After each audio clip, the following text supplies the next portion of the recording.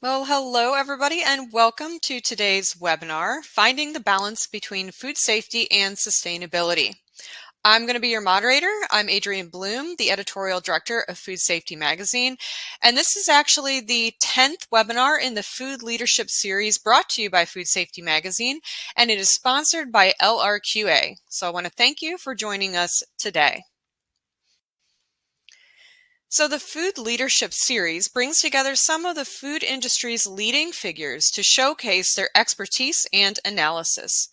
Now, the format for this webinar is going to be a little different than from what you're accustomed to. I'm going to pose questions to our distinguished panel for discussion, which will be followed by polling questions for all attendees, so make sure to keep your eyes open for those. Also, please feel free to submit questions for the panelists throughout the presentation, and we'll be concluding today's webinar with a live Q&A. Also, today's webinar is being recorded and archived on food-safety.com. And bringing together unrivaled expertise in certification, brand assurance, and training, LRQA is one of the world's leading providers of food safety and assurance solutions. LRQA has ensured safety and sustainable food across the supply chain for over 36 years. World-leading food safety, traceability, and sustainability certification and assurance programs help ensure that your business produces, manufactures, and sells safe products to the highest standards consistently. And I'll tell you about our presenters today. So today we have with us Fabian Smith, the Global Head of Product Safety, Quality, and Regulatory Compliance at Cargill Agricultural Supply Chain. We also have Genevieve Taft Vasquez, Senior Director of Responsible Sourcing and Human Rights Governance at the Coca-Cola Company. And we have Kimberly Coffin, the Global Technical Director of Supply Chain Assurance at LRQA. So welcome everybody, and we're excited to get started with today's webinar. And so to kick off our discussion here today, let's first talk a little bit about the topic of sustainability. Now, Fabian and Genevieve, and I'd like to first ask Fabian to comment on this question. What's on your company's sustainability agenda? Fabian, can you lead us off with that? And then maybe Genevieve, you can comment as well. Absolutely. Thanks, Adrian, for the question. So before I talk specifically about our company's sustainability agenda, I just want to just kind of ground us on who Cargill is and why sustainability is important to what we do. So Cargill is a family company committed to providing food, ingredients, agricultural solutions, and industrial products to nourish the world in a safe, responsible, and sustainable way. So when you think about the core of our purpose, right, sustainability is a core part of our purpose. Now, our focus around sustainability is in three areas where we believe we can make the biggest impact. And those three areas are in climate, land and water, and people. For climate in particular, our focus is around reducing greenhouse gas emissions in our operations by 10% by 2025. Then when we think about our end-to-end supply chain, we also want to work there as well too. So reduce greenhouse gas emissions in our supply chain by 30% per ton of the products that we sell across our network. From a land and water perspective, we want to transform our agricultural supply chains to be deforestation free by 2030 and enable a water positive impact in our operations, supply chains, and communities by 2030. When we think about people, we want to make sure that we are respecting international recognized human rights, taking guidance from the United Nations guiding principles on business and human rights. And that's not just for our operations, but it's also for our suppliers and our partners across our supply chain. And last but definitely not least is improving the livelihoods of over 10 million farmers by 2030 through training in sustainable agricultural practices that enable better access to markets. So we believe as a company that's focused on feeding the world and nourishing the world, that these are the areas that we can make the biggest impact and from a sustainability perspective. Great. Thank you, Fabian, for those comments. And it's great to hear about the decarbonization efforts and all of the other efforts that are happening at Cargill. So thanks for describing what's going on there. Genevieve, maybe you could tell us a little bit about the sustainability agenda at the Coca-Cola Company. Great. Yeah, thank you. And thank you so much for putting together this webinar. And I love to see so much interest in this topic. Many of you probably know the red can of Coke, but the Coca-Cola Company is much more than that. It is a total beverage company. We have 200 master brands sold in over 200 countries and territories and in an estimated 30 million retail outlets. So definitely a lot beyond just the red can of Coke. And the company's purpose is to refresh the world and make a difference. And that's really brought to life by creating these brands that bring joy to consumers' lives, but also making sure that we do that always with our core values and commitment to social and environmental responsibility. And so really what I love about our purpose statement is that it puts sustainability really and making a positive impact front and center and core to our overall business strategy. In terms of the sustainability agenda, there are 7 key pillars that we talk about: water, portfolio, packaging, climate, sustainability, sustainable agriculture, and people. And I focus specifically on human rights and responsible sourcing. So you'll probably hear me focus a little bit more on that topic. In terms of just fleshing out a couple of those topics, water is obviously a huge priority for the company because it is the first ingredient that goes into all of the beverages. And it's really essential to all of the communities where we operate as well. The company hit an early target of becoming water neutral, meaning that we are replenishing as much water as we are using in our finished products. And now we have a 2030 water strategy that's really focused on increasing water security in the communities where we operate and improving efficiency in the supply chain. From a packaging perspective, this again is key to our overall business. And we have an ambitious, what we call our World Without Waste program that seeks to drive circular economy and making sure that we're recycling one product for every product that we're putting out there. And in doing so, reducing the waste and carbon emissions and making sure that we're creating a recycling value chain that is also ethical. Climate, we have a science-based target, reducing absolute greenhouse emissions by 25%, by 2030.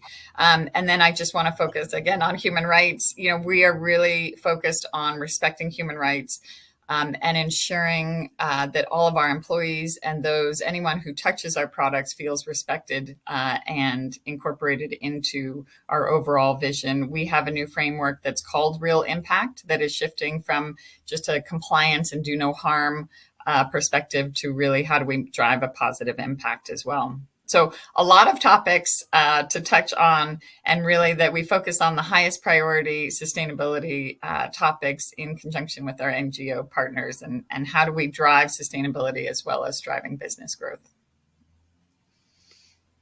Okay, thank you, Genevieve. And it's great to hear about, especially the water sustainability efforts, given that it is the number one ingredient in all of the beverages. And since water is such a precious resource. So thank you for describing all of the efforts of the Coca-Cola Company, for a sustainability agenda there.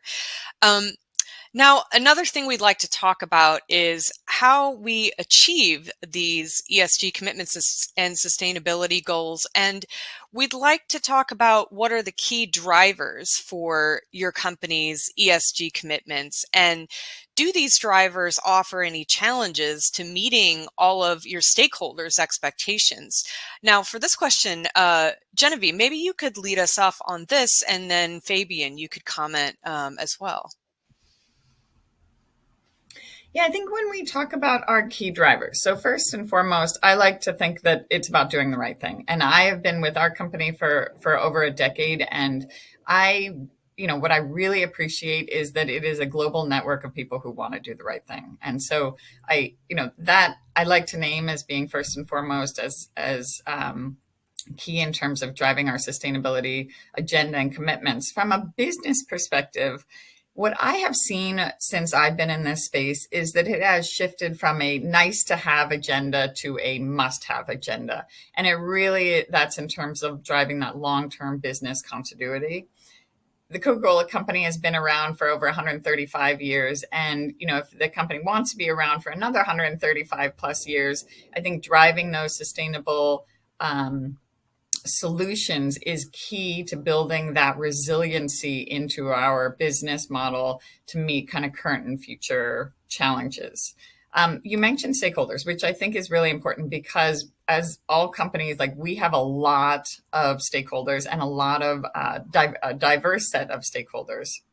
And that, whether it's investors to customers to consumers, partners in our supply chain, governments in terms of regulatory demand. So there are a wide set of kind of stakeholder demands that are driving this agenda. And I just wanted to kind of maybe focus in on a couple of those. So one is increased regulation. We are certainly, and depending on where people are tuning in here, you're probably seeing this in the markets where you are as well. We are certainly seeing an increased regulation globally. And it really is focusing deeper into the supply chain as well. It may be disclosure laws like we're seeing in the US and Canada. It may be focused deeper into the supply chain. And Fabienne mentioned the deforestation as well. So there are a lot of regulatory demands that are coming up in this space that we're seeing and having to respond to. Another one is just investors and benchmarkings getting much more sophisticated and knowledgeable about this area. When we started, I felt like the questions were, do you have a policy in place? And now it is, show me how you are implementing that policy 3 tiers down into your supply chain. So I think that's also driving a lot of interest in the area. Consumer awareness is at an all-time high, and with information at fingertips and on demand, that also is really critical in terms of responding to some of those. And then I think also really important is just accountability to your partners in the supply chain. So, for me, focusing on human rights and ethical sourcing, it's, making sure that you have the grievance mechanisms in place, that they are authentic, and so that all of our partners throughout the supply chain feel agency and empowered to kind of to address concerns as they arise. So really, a diverse set of stakeholders that are driving demands and an expectations that companies can and should be doing more, and really to drive this space, and that companies need to be demonstrating progress in an authentic and genuine way, and talking about the actions that they're taking. Great. Thank you, Genevieve, and thank you for those comments. And Fabienne, do you have anything you'd like to add on top of that? No, absolutely. I think Genevieve, you hit it all right, from the regulations and everything. And at Cargill, we're getting ready to celebrate 160 years of just being in operation, right? And as we can only imagine, over 160 years, there has been a lot of challenges that the food industry, just the world in general, has faced. And today, those challenges are unprecedented. I mean, as you turn on your TV, you have a conversation. There are just so many things going on in the world, from food insecurity to climate change, right? And one of the things our founders and our leaders are very clear on is that Cargill is positioned to help to solve some of these world's challenges, right? To make sure that we can still maintain a safe food system to still feed the world in a safe way.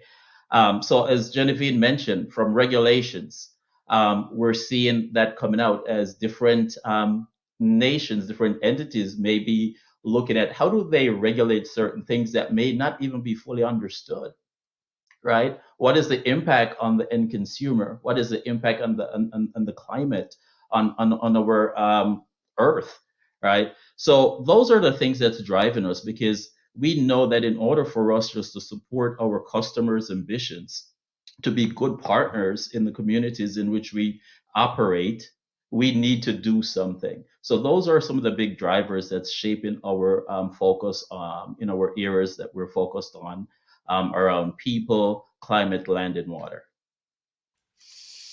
Great. Thank you, Fabian, and thank you, Genevieve. Thank you both for your perspectives on this issue. Now, the next thing we're going to do is do an audience poll. So this is audience participation fun time. So the question we'd like to ask you, and feel free to submit your answers. What is your company's top ESG priority for 2024? And the answers you may choose from are carbon reduction, including scope 3, plastic reduction, worker welfare, water reduction and or recycling, animal welfare, or food loss and waste. So several options to choose from there about your company's top ESG priority for this year, 2024. And we will give you all a few minutes or a few more seconds, to enter in your choice there. I see answers continuing to come in. So we'll wait a few seconds for everybody to answer this question, and then we'll look at the results. Gosh, the early just results. A few more seconds. Yeah. Go ahead, Kimberly. Sorry. When I look at those, Adrian, it's really interesting to see how high food loss and waste is. And I can't help but think that some significant changes to some of the GFSI benchmark standards that are starting to look at the importance of food loss and waste in the context of food safety might be having an impact for a number of the panelists that we've got. Let's actually go to the results now that I think everyone's put in their answers. Sorry, Kimberly, to interrupt you just one second. I'm going to go to the results. And as Kimberly just said, you can see that food loss and waste is far and away the highest choice. And please go ahead, Kimberly, with your comments. No, that's just, I just thought I'd fill some space, Adrian. Okay. But that's a really interesting one. And I'll be interested to kind of look a bit more deeply into that in some of the subsequent work that we do from an LRQA perspective. Look, Fabian, Genevieve, any comments you have on kind of how that spread of results came in? Yeah, I'll go first there. I think when you think about food loss and food waste, it's probably not quite surprising to see that popping up there, right? Especially in the realms of food safety. Unsafe food that cannot be repurposed typically ends up in the landfill that creates and add to waste. And when we think about just the role of food safety professionals and our partners across our operations, right, that's definitely an area where we can make an impact. That's absolutely. And I might just add, obviously it depends on who's in the webinar in terms of, what their company is focused on and what are the topics. I do think it's important to kind of recognize, though, generally there's not like only one top ESG priority, and companies really have to focus on, what is the right balance amongst all of these topics as well. Mm-hmm. Well, thank you all for your comments on this poll. It's interesting to see the results of this first audience poll, and we'll be doing some more as we go along with our discussion. Now, the next discussion topic that we'd like to pose to our panelists is, let's see. Here we go. Okay, so we're going to drill down a little bit into FSQ. We'd like to look at how can ESG commitments and objectives impact food safety and quality compliance. And I know, Kimberly, you have some comments on this, and I think Fabian, I'd like to invite you as well. So Kimberly, why don't you lead us off on this topic? Super. And I just want to thank both Genevieve and Fabian about giving us such a great explanation of what those key ESG priorities are on the agendas of their organizations. I took so much away from what they had to say, and I'm sure that anybody, all the attendees and all the viewers on demand that will follow this live webinar will also find it fascinating. So being a food safety professional kind of at my core, when I think about kind of those ESG commitments that organizations are making, I think about kind of where we arrived in 2024, I think this is where the rubber hits the road. is we've talked a lot about sustainability in the food industry. We've made lots of nice claims about how sustainable our products are. I think now we're actually being, as both Fabian and Genevieve said, through regulation as well as just a higher level of governance and control, and the importance of actually delivering on consumer expectations. This is where we really need to focus on how do we balance those within our organization, and how do we get the right balance to make sure that we're doing things in a sustainable way, but we're also continuing to provide safe food to the customers. So when I think about those ESG commitments and those that and the objectives that might impact food safety and quality, there's the obvious ones that we've talked about for ages. And that has to do with things like plastic packaging reduction. We've been talking about that for quite some time. I think we're getting better at really making it meaningful, because we've recognized we need to, water usage is an important one, land usage is an important one. Those have been really high on the agenda, and we've understood that from an FSQ perspective and the impacts that they can have due to, if you will, the functional roles that those things play, specifically when we look at packaging and we look at water with regards to protecting the safety and the quality of the products, either through our production processes or as components of the products that we produce and offer for sale. Increasingly, though, and thinking about those broader commitments, there's some that I would kind of consider maybe not so obvious that can have an impact from a food safety and quality perspective. Increasingly, we're looking at in the pursuit of building a circular economy for packaging, and in some cases, food waste as well. Organizations are increasingly looking at how they can actually recycle those materials. In some cases, whereby looking at kind of the quick service restaurant as well as retail, you have the return of packaging materials to depots for management and recycling, higher level recycling. And what we need to think about is when we do that does actually, in many respects, offer us potential with regards to challenges around pest management, either in our facilities or the external areas of our facilities, and also that higher level of potential for cross-contamination through the recycling of any types of materials that we use, and/or the presence of those, or the introduction of those extraneous materials, either in the package itself from a recycling perspective, or through the actual management of those recycled materials, and bundling of those for further recycling at an external facility. The other one is, universally looking at carbon footprint reduction and extending that through to our Scope 3 emissions. But more importantly, in thinking about it from a first and second level scope emissions, is, looking at different ways that we are transitioning to cleaner types of energy sources.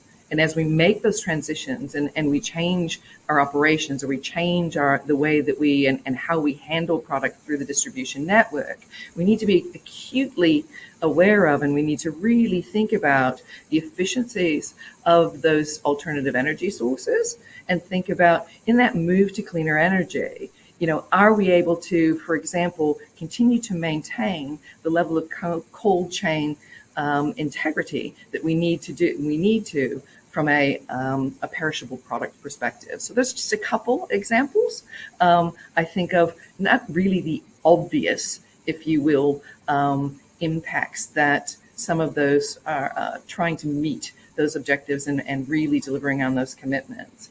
The final one is, I'm going to throw out there that people is absolutely important with regards to delivering on those, and can have a major impact on our efforts for the delivery of safe quality food.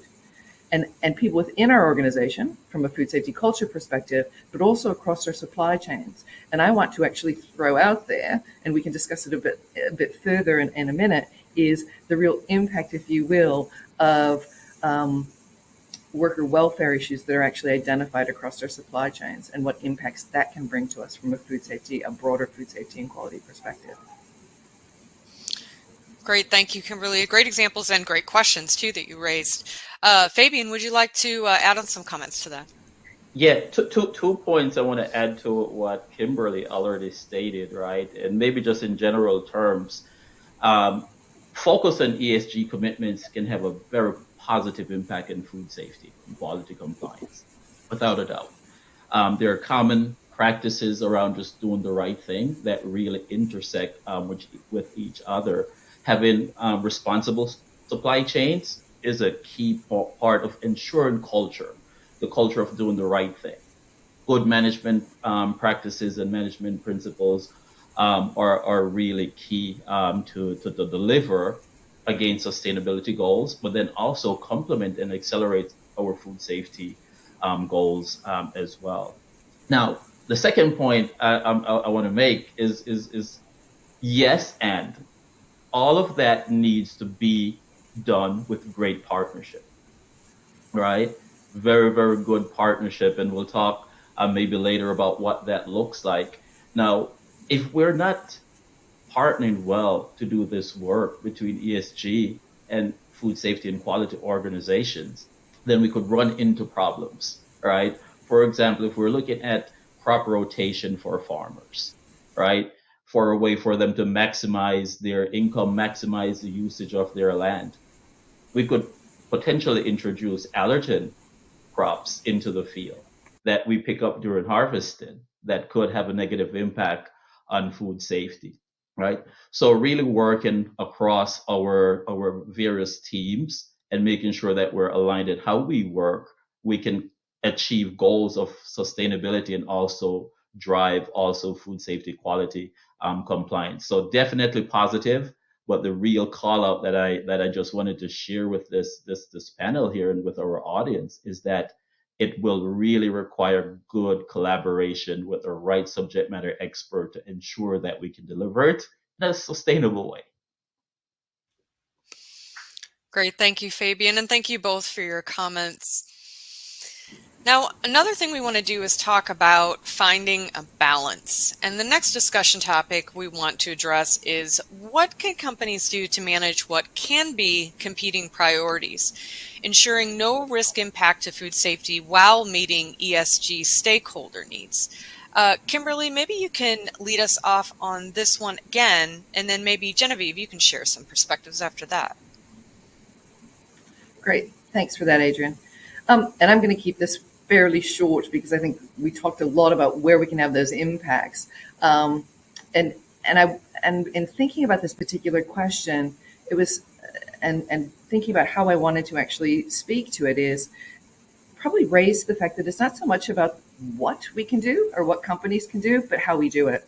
And I think Fabian hit the nail on the head when he talked about the importance of collaboration and cooperation to actually make sure that we are doing things that our approach to corporate governance and risk is, is brought together, and that we have line of sight, if you will, in both key areas. I think inherently the approach to the pillars of environmental commitments, social or responsible sourcing commitments, and food safety and quality commitments have sat within kind of pillars of technical expertise. And what that does is, and really only probably reviewed in a holistic level at a board level or at a very high level business level, unit level. And I think it's increasingly important that organizations start to think about the how they actually bring those connections kind of down to the coal face and extend right through, if you will, the organization to ensure that, everyone has one clear view of the critical risks across and in each of those pillars, and how the interdependencies of those various pillars can actually play a role for the greater good in doing the right thing from a more holistic perspective. Great. Thank you, Kimberly. And Genevieve, would you like to add on to that? Yeah, though I have to say, I feel like Kimberly and Fabian said it perfectly. There certainly can be competing priorities, and we heard a couple of those examples there. But generally, I think instead of framing it as competing, it really is how do we reframe the discussion with a couple ideas in mind. So one is, as Kimberly just mentioned, around priorities can also be complementary, right? So these can sometimes may be competing, but they also are oftentimes very complementary. And strong management systems in place to manage quality and food safety are also the same strong management processes that are going to be in place to talk about worker welfare and to meet those ESG commitments. And we see this at the manufacturing plant level all the way down into at the farm level as well, as those suppliers that are caring about ESG are also the ones who are going to care about and deliver on our quality and food safety commitments as well. The other point, just to reiterate what Kimberly mentioned here, is that this whole idea of like a holistic approach to balancing priorities. And as Fabian said, it's not like an either or, it's a this and. As we have elevated our sustainability focus in the last few years, I would say the company has an unrelenting prioritization on quality and food safety as well. So it has not diminished one, as we have also risen in terms of our ESG and sustainability commitments. And just recognizing that these are all priorities. And so as you're making a decision, it's kind of making sure that you are balancing the inputs and making a decision with that holistic approach in mind. And then the third, and maybe we'll talk a little bit more about this, is just kind of visibility and alignment into performance. So, we talk about this collaborative, and why I love this topic of the webinar is how do we start to focus a little bit more on having a collaborative and cohesive approach to these two areas, and how that they actually can be mutually reinforcing and collaborative as well. So we are piloting a process, and actually with the help of LRQA and based on input from our supply chain partners, of how can we start to do some of the verification on these topics through audits in a joined up way. So we're looking at ISO audits and food safety audits, and then how do we align them also with our responsible sourcing and sustainability verifications as well. And I think taking this integrated, collaborative, innovative approach, companies can effectively manage on their maybe sometimes competing, but often complementary food safety and ESG commitments, and create kind of a win-win situation where we're creating that safe of the food safety, but also contributing to sustainable and responsible supply chains. Great. Thank you, Genevieve, and thank you both for your comments. And, talking about this collaborative approach and these complementary priorities, another thing that I think we should speak about during this discussion is what are some of the challenges or the greatest challenges that companies would face to having a joined up approach. Fabian, maybe you could lead us off on this, and then Genevieve could speak about this as well. No, absolutely, Adrian. And I'll just highlight what both Genevieve and Kimberly already shared around just competing priorities. I think that's one of the things that we talk about quite a bit, right? How do we make sure that we're aligned in what work we want to focus on? But instead of spending time to really talk about the greatest challenges, I want to probably flip this a little bit and said, okay, how can we work to overcome challenges? And one of the things that comes to mind when we think about just the food safety space, we've had great requirements in place for decades, right? We have great management systems. We got a great framework, and there's a tremendous amount of standardization that's in that space, right? Regardless what the scheme may be, or what the regulatory framework may be, right? Love them or hate them, there's a great level of standardization out there from a food safety perspective. And I believe one of the challenges that we see in a joined up approach is that when you think about food safety, great standardization, look at sustainability, emerging standardization. So when you think about just the starting point in a 1,000-mile race, right? One may be further ahead than the other one. And I think one of the great opportunities that we have just to integrate and help each other is just to say, let's leverage frameworks that we've used to move food safety from mile marker 1 to mile marker 900 over the last 20 plus years to help to accelerate some of the work in the sustainability space. The other piece, and both Genevieve and Kimberly hit this before too, right? When we think about the work that we need to do as organization to complement food safety, complement sustainability, is really how well are we on our business planning? Are we planning and have an integrated business planning approach to make sure that we can solve those challenges? We see a lot of partnership and better success when we are integrated from our business planning. We see more challenges when we're not, right? And that's also probably one of the challenges that companies can face is when we're not integrated in our business planning to address both. Great, thank you, Fabian. And Genevieve, would you like to add some comments to that topic as well?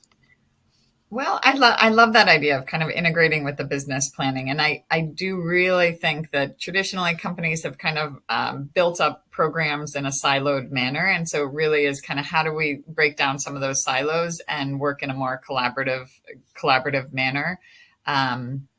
And we are certainly learning as we go. It helps a lot that I have like amazing colleagues on the food safety and quality side and really respect, that they want to do the right thing. And I think vice versa as well. And so that kind of trust and collaboration is key. I would say a couple of the challenges that we've seen as we've kind of gone ahead with this is, how do we make this a cohesive and value-added process for everybody involved? And especially in terms of our supply chain partners, where we're trying to align and streamline efforts for them. Making sure as we go and do some of these on-site checks in terms of both topics is, that they are not conflicting topics, so that we're making sure that they are aligned and we're not holding them to one standard over here and a different standard in another area.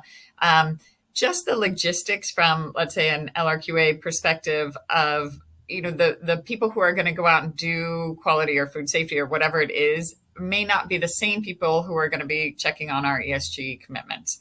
And so it is not like they can go and it's a one-stop shop. It really is understanding what are the different skill sets and then building either a team around it or figuring out how to make the timing work. That's a scheduling issue as well. So the little logistical things that actually can have a big impact overall, and just making sure that timing is also cohesive from a supplier or ourselves, a bottler or whatever. And then from a company perspective, really making sure that we have kind of an integrated internal approach when the results come out. So we're analyzing the results in a integrated manner. That do we have a data management platform that can take all of these results? Are we looking at risk in a similar way? Are we rating the results in a similar way? So there's a lot of kind of internal work, I would say, as well, to kind of break down some of the historical silos in order to make sure that we are kind of building that collaborative approach and holistic approach. I do like the saying of, if you want to go fast, go alone. If you want to go far, go together. And I think, even though that there are certainly challenges to making this joined up approach happen, I do think over the long term, it certainly will build in efficiency and make it more meaningful as well. Wonderful. Thank you both for your perspectives on this issue. Now, the next thing we're going to do is another audience poll. So let's go to that question. All right. So what do you think is the greatest potential risk to food safety presented by the need to deliver ESG commitments? And the options for answering are distraction of technical resources, desire to gain marketing advantage, immature change management practices, absence of connected risk data, or lack of business understanding of food safety risk impact. So which one of those would you say is the greatest potential risk to food safety presented by the need to deliver ESG commitments? So we'll wait. I know there's a lot of things to read, so we'll wait a few seconds for folks to digest that and answer. We are seeing some clear preferences emerging here. We'll wait another 15 seconds or so, give everybody time to think about their answers and submit to the poll. We appreciate you guys engaging with the audience polls. It's always nice when we get a lot of people responding here. All right, seeing a few more answers coming in. Just give it a few more seconds.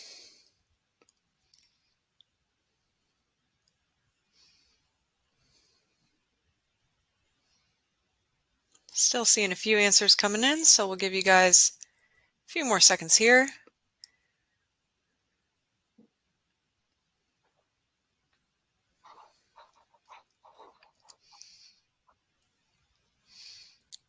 All right, and I think we'll go to the answers now. All right, so what we're seeing is that more than 50% of you said that a lack of business understanding of food safety risk impact is the greatest potential risk to food safety that has to do with the need to deliver ESG commitments. And Kimberly, maybe you'd like to comment on that a little bit, that result there. Oh, Kimberly, you're on mute.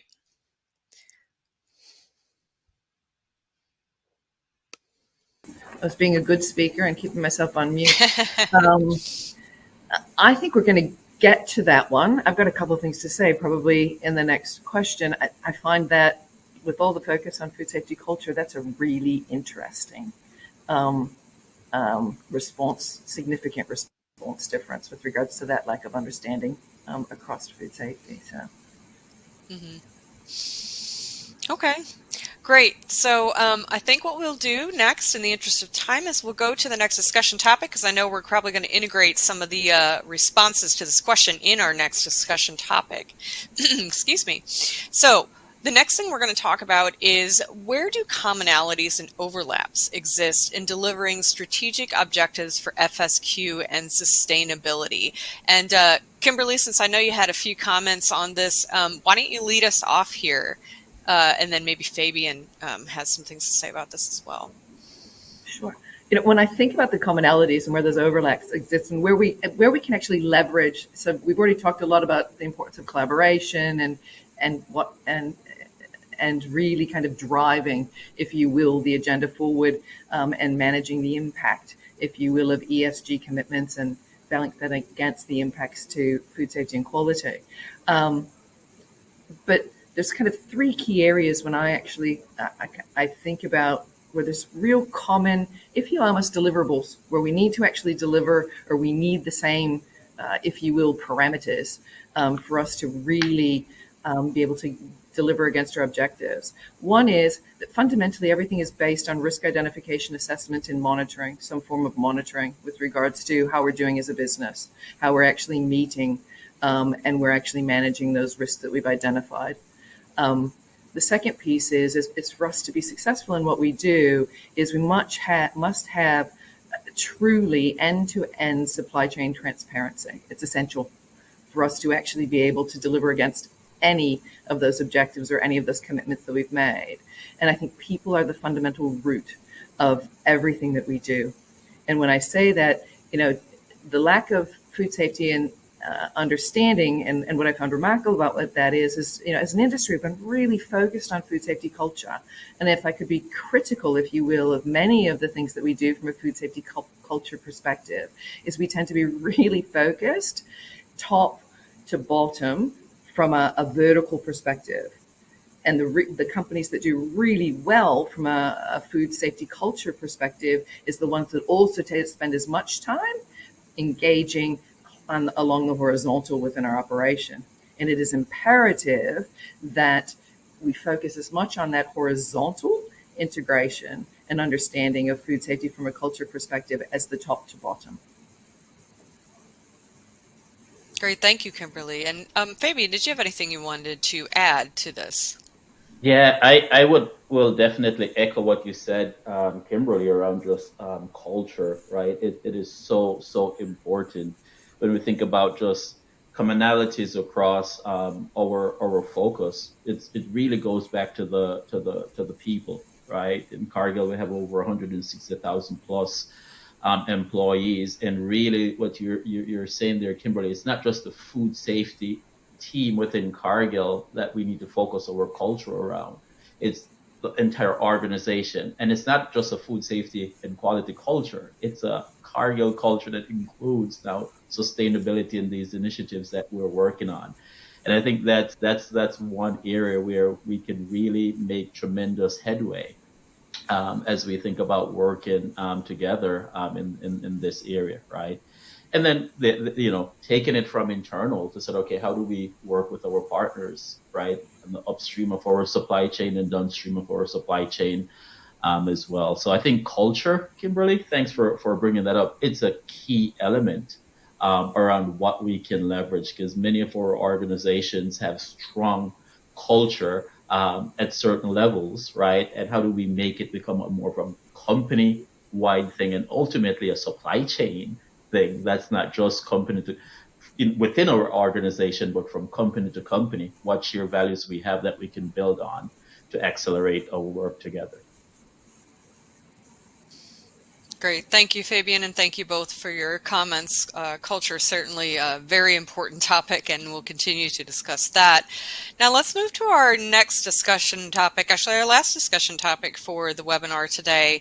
Now, how can companies leverage these things to drive efficiencies in verification of compliance and due diligence reporting? How about Genevieve? Could you lead us off on this one? And then maybe Kimberly can close us out for this discussion topic. Yeah, well, just quickly, I will say I love the focus on culture. I think that is just so important in so many of these areas. So that's a great point. And when we look at the efficiencies in verification, as I mentioned, we are doing kind of a pilot to do a little bit more of a joined up approach. And there are certainly efficiencies in the short term, right? So reducing duplication of audits, let's say, and aligning on corrective actions and things like that. But really, I think those efficiencies are going to accrue even more over time. As we have, in a more siloed approach, really optimizing efficiency in each one of those, and now trying to do that joined up might take a little bit more work, but I think it will take us further and be better for the company overall as well. And then also this idea of kind of doing more and doing less, right? So we are, by having a more joined up approach, I think actually we're going to be doing more by making it a more meaningful due diligence approach, but also by doing less in terms of number of audits and things like that. And just having this mutually reinforcing message is going to be critical to the success of that. And hopefully, we talked about kind of a win-win solution in terms of some of these complementary priorities, but also I would say win-win-win for the supplier as well, and our supply chain as well. Great. Thank you, Genevieve. And Kimberly, would you like to add some comments as well? Sure thing.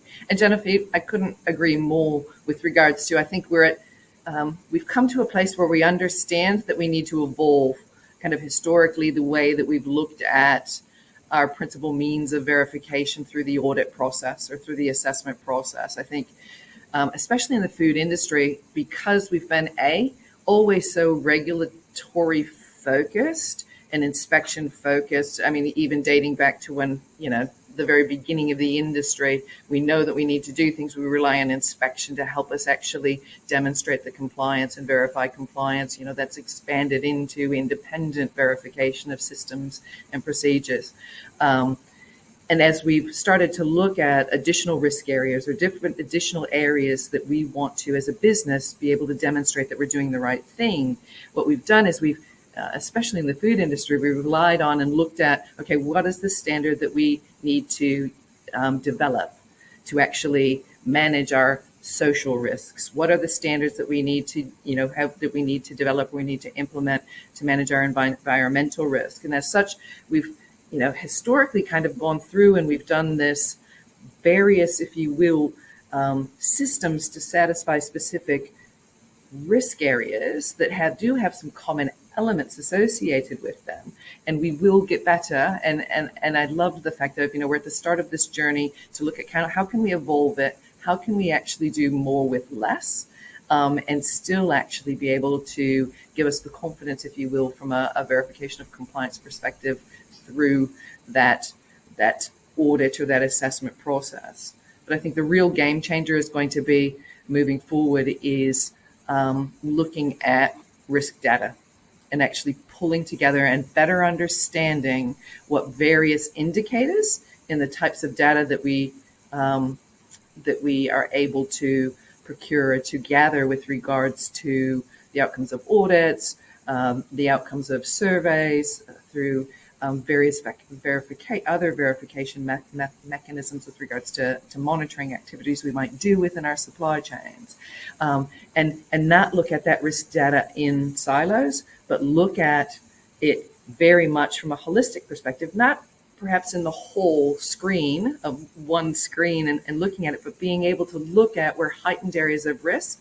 And I'm going to use the example of a heightened area of risk in a particular geographic area related to worker welfare or human rights. And we go to look for an alternative source, if you will, for a raw material. And we identify 3 new countries to source that product from, considering what is the geographical risk associated with human rights in those 3 countries before we actually proceed with making a decision about which supply source we're going to use. Because an indicator of poor human rights will certainly give us gives us some indication of elevated levels of risk that may have an impact on food safety and quality. Great. Thank you, Kimberly. Very insightful comments. And thank you, all 3 of you, for this great discussion we've had today during this webinar. Now, before we move on to the Q&A, we actually have one more audience poll. So we're going to ask you guys one more question, give you a chance to reply, and we'll briefly discuss the responses to that. The last question for you is, where do you believe the biggest opportunity exists to gain efficiencies in ESG and FSQ verification and reporting? And your answer choices are: close gaps in enterprise risk management planning and objectives, integrated audit programs, holistic risk profiling of supply networks, improved data collection and analytics, or education to facilitate greater cross-discipline understanding.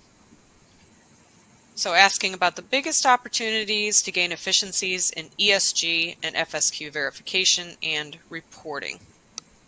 So take a few seconds to read those and think about your answer. What you believe are the biggest opportunities in your organization or in general. You give you guys a few more seconds to reply.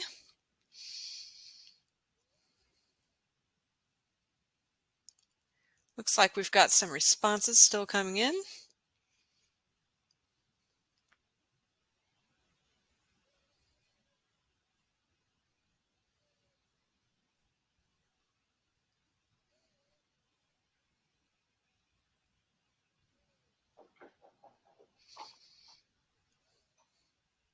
Okay, just a couple more seconds here.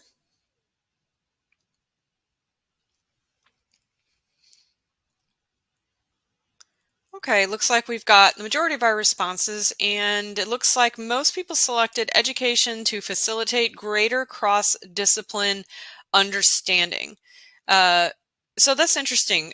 Kimberly, would you like to maybe comment on that? And then if Fabian or Genevieve have anything to say as well about that audience answer, then we can discuss that.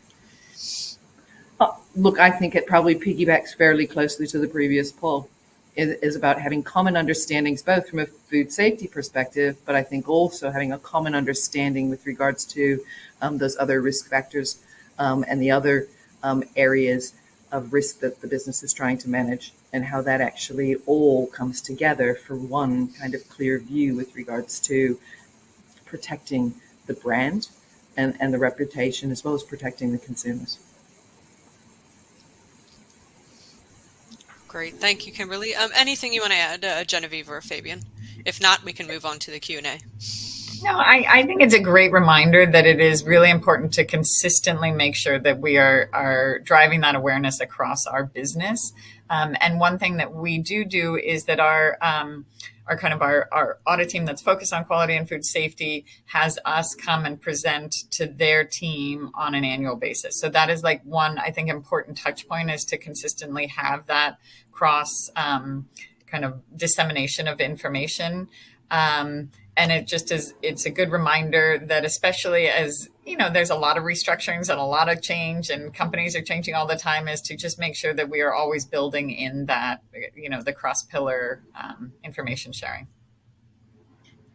Yeah, Adrian, the only piece I would add to this real quick is around educating our end-to-end stakeholders, right?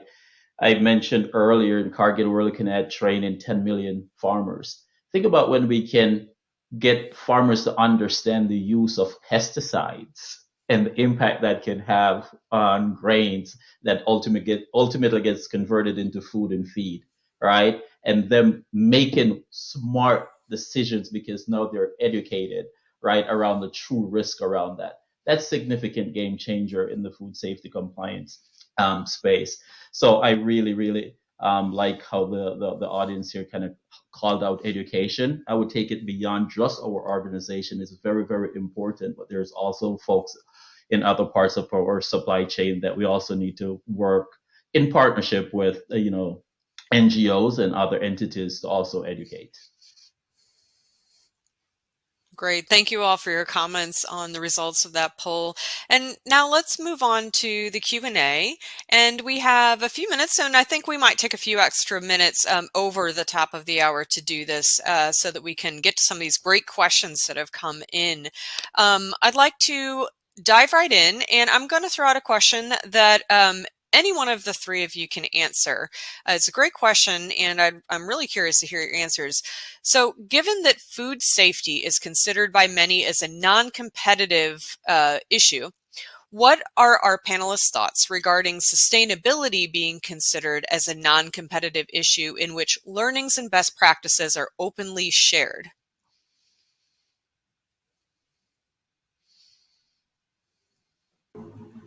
I'll just jump in maybe. That is a great point. And actually, in a lot of the industry groups that we sit in, we think of the topics around sustainability, social and environmental compliance and commitments as being pre-competitive. And so there is actually a number of industry groups that are focused on these topics and bringing peers together and doing, for instance, joint trainings with our suppliers on kind of what are our overall expectations, and doing actually joint projects as well. If we see there is a particular issue or need, to kind of dive in together on that. And so I actually think that that's a very important point, and it does drive that kind of peer collaboration if you have a sense that it is pre-competitive space. Obviously, companies are gonna, there's competitive advantages that you want to make sure to maintain, and confidential information. But if you can create those boundaries, I think that's a really important kind of frame of mind. Thank you, Genevieve. Does anyone else would like to comment on that?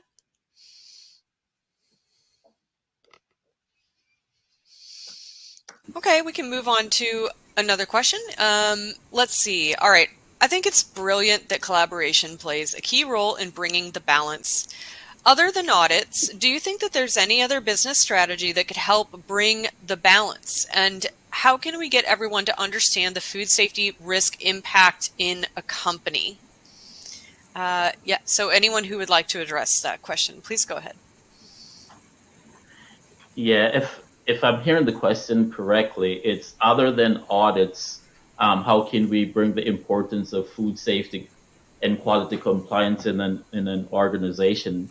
And I think that's a good question. If you think about some of the things that we're talking about, it starts with good business planning, good integrated business planning around, this is what we're going to do as an organization around food safety and quality compliance, around sustainability compliance, and why it's important for our organizations and for our customers, and ultimately the consumers of our products. And so I would say when you start at the business level, it needs to be aligned. And if I look at Cargill as an example, we work through the different businesses all the way down to the facilities. It needs to be really clear around what role each person have to drive and deliver against some of those commitments.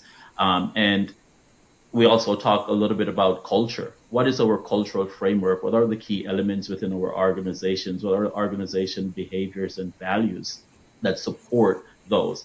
Not just from the top of the organization, but all the way down to the facility level.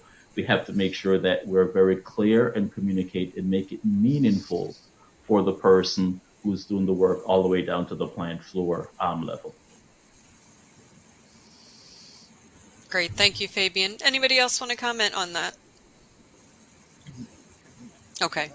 Great. So let's move on to another question. We'll take a few extra minutes here to take some questions since our discussion ran quite late. How are you supporting your agricultural suppliers in making the transition to more sustainable practices? Is there any, preferential incentives given here?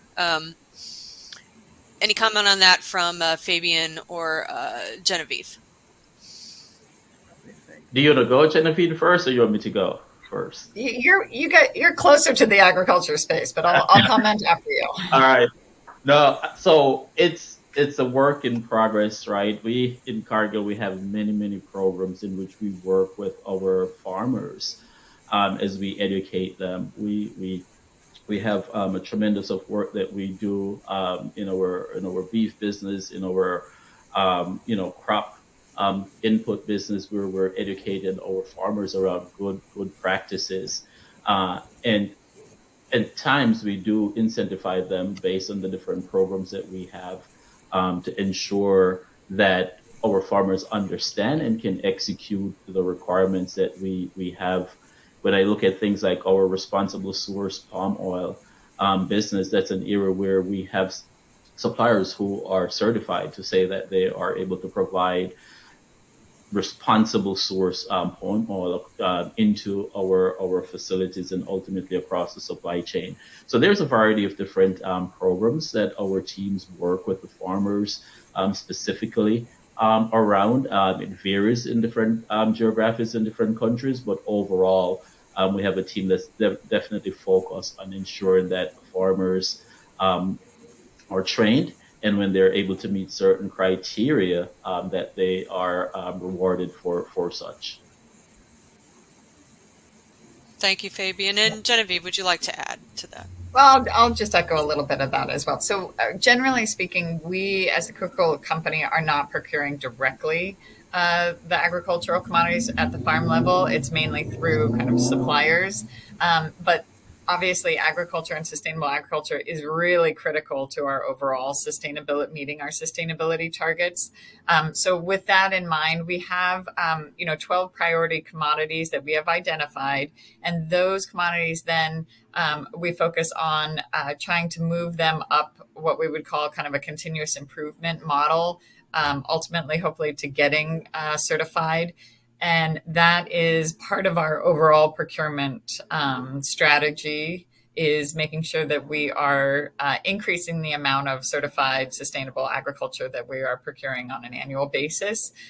But really, to make that happen, as Fabian said, is that you need to kind of invest in programs that are going to help at the farmer level get them to be able to meet those standards. So critical to kind of general our overall sustainability targets really is investing at that ground level, whether or not we are sourcing directly or not. Okay, great. Thank you both for your comments. Now, this has been a great discussion today. Unfortunately, that is all the time that we have for questions today. A lot of great questions came in. We'll make sure to send them to our presenters so they can see the rest of them that we didn't get to today. But please join me in thanking Fabian, Genevieve, and Kimberly for this discussion today, as well as today's sponsor, LRQA. Now, if you have any additional questions or comments, please don't hesitate to click that email us button on the console, and we'll share those with our presenters so they can respond to you. And if you didn't have a chance to fill it out earlier when we spotlighted it, you'll be redirected shortly to our post-event survey. And we always look forward to hearing how to make our programs work better for you. So make sure to fill out that survey for us. And also, please make sure to visit food-safety.com/webinars for the archive of this presentation. You can share that with your colleagues. It'll be on demand, as well as information about our other upcoming events. So once again, we appreciate your time. We're glad you joined us today, and thank you for being here. We hope you enjoyed this webinar and found it to be an informative and great experience. So thank you.